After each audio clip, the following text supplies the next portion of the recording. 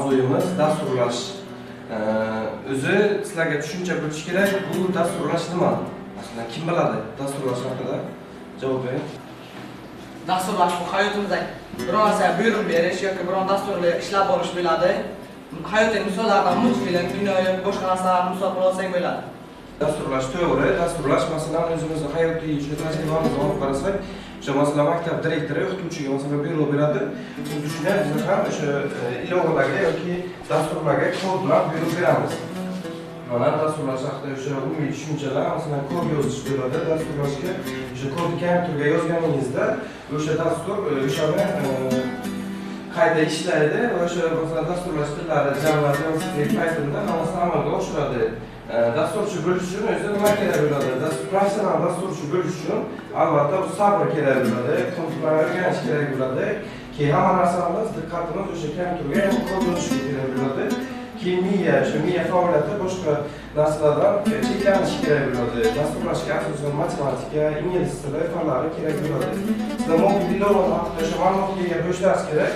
Kim biladi qanaqa mobil ilovalar o'sha kunlarga hayotimizda ishlatamiz? Siz javob bering. Ilovalarga Instagram, Telegram, Facebook va boshqa ilovalar kiradi. To'g'ri, Telegram, Instagram mobil ilovalarni qayerda ishlatamiz?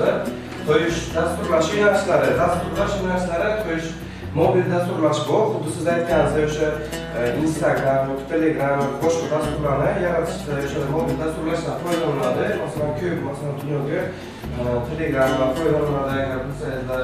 Yoki desktop dasturlash, ya'ni bu Telegram desktop deb bilsangiz, ichida fayllar bo'ladi yoki birorta musiqa, rasmlarni o'sha yerga tashlab, shunday katta dasturlash hisoblanadi. Keyin front-end dasturlash tili bo'ladi. Front-end dasturlash tili masalan sayt bo'yicha web dasturlash tiliga kiradi. Web dasturlash tilida front-end o'sha dasturni o'sha web dasturlash dizaynini bo'yicha front-end dasturlash bo'yicha dasturchilarimiz o'sha shug'ullanishadi. Masalan, birorta saytga olib kirsak, kundalik.com'ni o'sha dizayni bo'yicha front-end shug'ullanadi. Front-end bo'limi, back-end bo'limi esa u saytning orqa tomoni bo'ladi. Orqa tomon qanday bo'ladi? Masalan, kod yoziladi, menu qismi bo'ladi, admin paneli bo'ladi, o'quvchi paneli. Bularning barchasi o'sha back-end dasturlash orqali amalga oshadi. Shu dasturlashni o'rgansangiz, ikkita asosiysi bo'ladi. Katta web dasturlashga qo'yish front-end. Front-end dasturchi kim bo'ladi? Front-end masalan dizaynlar ishlab qo'yayotgan bitta dasturlash o'zi emas, masalan, u o'sha maxsus dizayn bo'yicha katta ma'lumotga ega bo'lishi kerak bo'ladi. O'zini o'sha masalan internet do'koni yoki birorta kompaniyalar bilan katta kompaniyalar bilan o'sha ishlab bilish kerak bo'ladi. Keyin front-end dasturlashda masalan HTML, CSS texnologiyalari, JavaScript dasturlashlari, keyin boshqa dasturlash turlari ko'pincha ko'p ishlatiladi.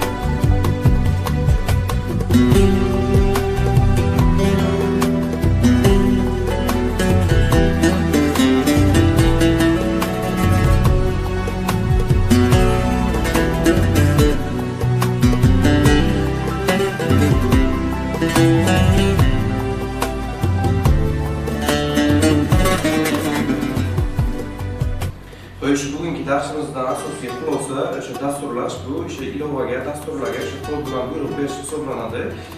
Masalan, o'sha asosiy dasturlashlar HTML, CSS, JavaScript bo'ldi.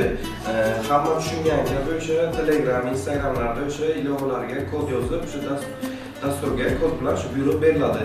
Hamma o'sha darsdan tushundi degan umiddaman.